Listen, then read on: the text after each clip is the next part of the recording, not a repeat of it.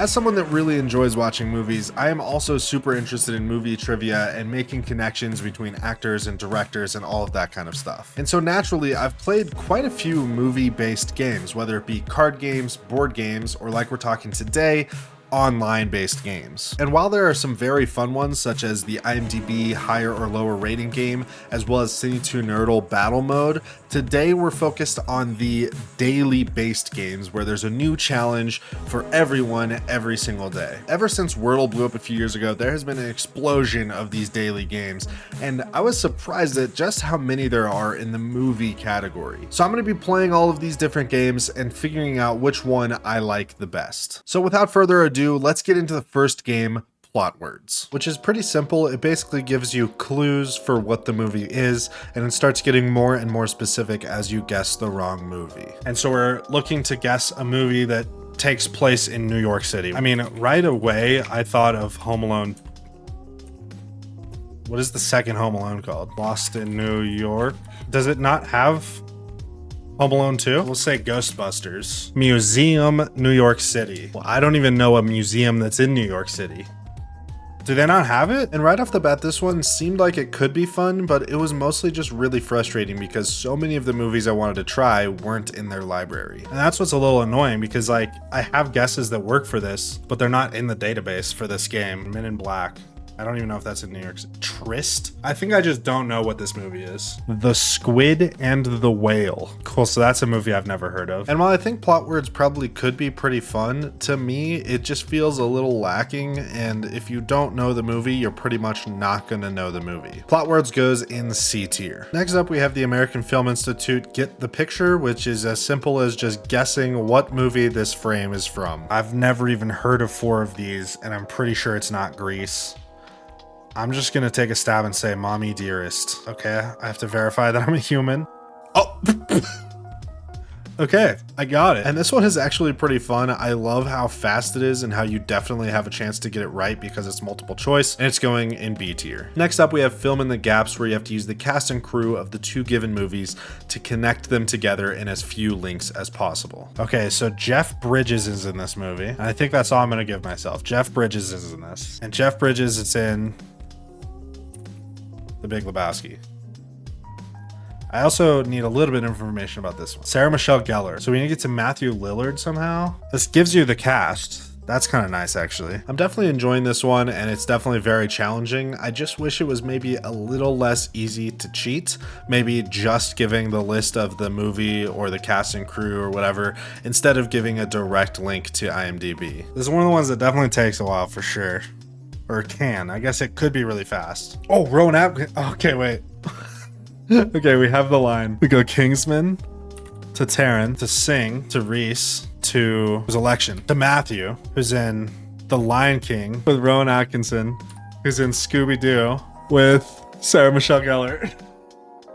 So this one is definitely my favorite so far. I will say it can be very time consuming, and I don't love how easy it is to cheat, but also cheating is pretty helpful because you might learn a thing or two that can help you in future puzzles as well. Overall, Fill in the Gaps is going in A tier. Poster Dole starts with a very pixelated movie poster and slowly unpixelates, and you have to guess what movie it is before time runs out. I'm feeling a Sonic.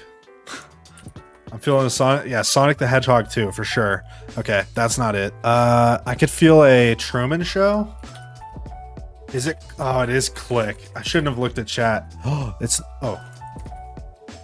totally Click. This one is a lot of fun. It's super fast, so it gets your adrenaline pumping, and it's probably pretty easy to get most of them correct. Poster Dole is definitely A tier. Film Dole is super simple. It just gives you clues and you're trying to guess what movie it is. Everything is connected. Tagline, everything is connected. It's definitely giving like sci-fi. I don't even know. Let's just even go like Ready Player One. Tom Hanks as Dr. Henry Goose, hotel manager. It was Cloud Atlas. I kind of breezed past this one because it's pretty difficult, and another case of just you really have to know the movie they're talking about to have any chance of getting it, and for that reason it's going in C tier. Next up, we have the box office game, where you have to guess the top 5 movies for a given weekend, and you have the ability to get some clues, but it will cost you some score. The weekend of April 7th 2017. In 2017, were Marvel movies being considered Disney? Because this could be a Marvel movie. Okay, I'm going for Infinity War.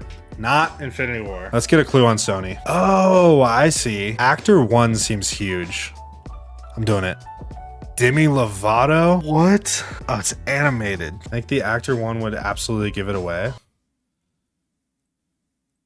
Is it just called Beauty and the Beast? Okay, that gives it to us. Boss Baby? I think Boss Baby's after this. While this is probably the most time-consuming one, it is also so fun to try to figure it out, as well as which clues could give you the best information. Should've just guessed it, damn it. It's a tagline. There's nothing sadder than a puppet without a ghost. What? Scarlett Johansson? Alec Baldwin. It is Boss Baby. Good job, guys. Last one, Paramount Pictures. Scarlett Johansson and Takeshi Kitano. Oh, wait, wasn't there a live action Ghost in the Shell? Oh my god, dude. I forgot about this movie. Isn't it terrible? Okay, this one is seriously so fun. It's definitely a bit challenging and very time consuming, but overall feels pretty doable each day, and this is the only one so far that I would definitely do every day, so it's definitely going in S tier. Next up, we have Flickle, which just gives you up to 6 clips from the movie to guess which movie it is. Watch the first one. Is there sound?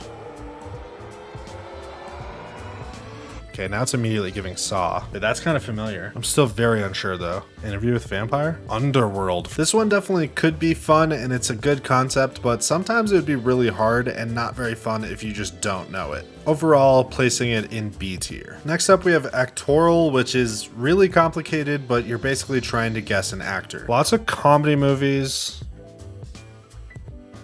Starting in the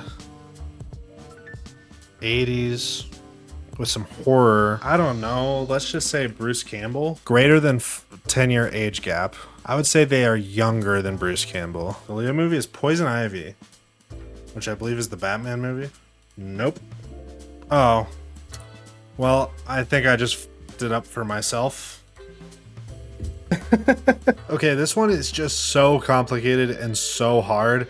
I think it probably could be easier if you put a ton of time into it, but your first few guesses matter so much. Overall, I'm going to put this in B tier because I think real big movie buffs could get a kick out of this, and it's definitely the most unique on the list. Next up, we have the Daily Tomato created by Rotten Tomatoes, and it's actually pretty similar to Plot Words, except the clues are Rotten Tomatoes reviews. We get a lot of info here, actually. Our first clue is that it's one word. It has a 98%. It's PG-13 from 2020. It's a drama that's an hour and 55 minutes long. And while Plot Words kind of didn't give us enough information, I'm finding Daily Tomato to give too much information, to the point where I don't even have a guess for this first clue.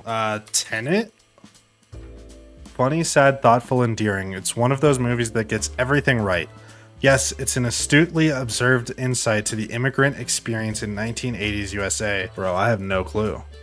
I think I'm just not gonna get it. We already have all the information we would possibly need, that if I knew what this movie was, I would know it. Minari. And while Daily Tomato definitely could also be pretty cool, and I like that they use Rotten Tomatoes reviews, I just feel like there's too much information that by like the second clue, if you don't know the movie, you're just not gonna know the movie. It's going in C tier. Next up, we have Framed, which gives you a frame of a movie, and each wrong guess gives you an additional frame up to 6. Looks like it's probably like 80s, 90s, based on the film grain and whatnot. Oh my god, this is so familiar. That's Bryan Cranston, isn't it? The Infiltrator. It seems cool. So this is actually one I've played quite a bit, and I played every day for a while, and it's very fun for the most part. It usually goes pretty fast, but it can be pretty hard if you just really don't know what movie it is.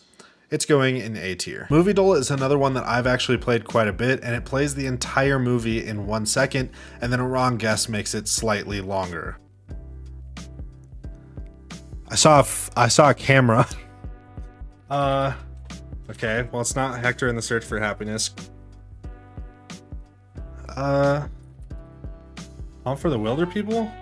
Hey, I have never seen that movie. As you just saw right there, this one is very quick, and it's also pretty easy to make guesses because there's a lot of context of the frames you get, and it's super satisfying if you guess it early. This one's also going in A tier. I mentioned Saint 2 Nerdle Battle Mode earlier, but they also have a daily game that is basically the New York Times connections, but with movie titles. Okay, so we have Hilary Duff, Cody Banks, Frankie Muniz. We're 3. And Secret Agency. Okay. Oh my gosh, what's happening? Famine Forever. Oh, okay, that makes sense. That makes sense. That makes sense. Okay, does it tell us the answer? Okay, I really don't understand what just happened. While I do appreciate what they're going for with Singing to Your Nerdle, I just think it could be done better.